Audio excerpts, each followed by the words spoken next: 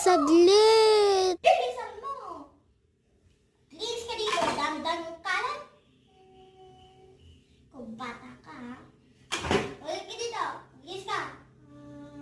Dami-dami yung kalat. Sabi Isha, bilisan mo pumunta dito. At tulungan mo ako maglinis ng kalat mo. Malilintihan ka talaga sa akin. Bata ka, bilisan mo! Saglit. Magme-makeup ako.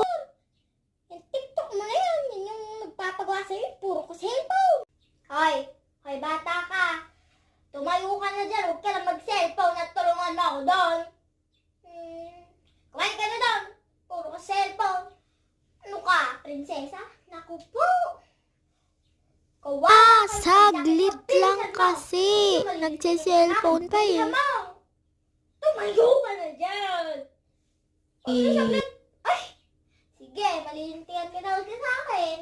Mamaya ka sa akin. Ito na. Tatayo na. Ay na!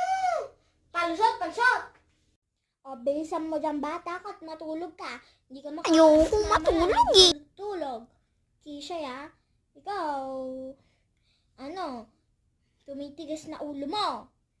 Sumasakit ulo ko sa'yo eh. Dami-dami yung kalat. Matulog ka dyan. Hindi ka makakalabas mamaya. Nandito ka tulog. Bilis!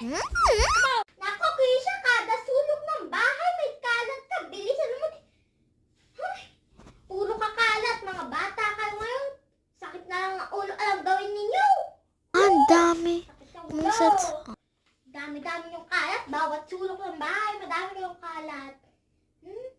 Pati banyo. Mapunta sa banyo. Mapunta sa kwarto. Mapunta sa sala. Lahat na lang. Sa sulok ng bahay, madami yung kalat. Bilisan nyo. Sakit sa ulo. Kisha, ano naman itong nahanap ko sa closet mo? Ba't Galit ka na naman. Bumaba ka dito. Wait lang, ito na. Pababa na eh. Mga bata ngayon, sakit na lang sa ulo ang alam gawin. Dami-daming kalat to.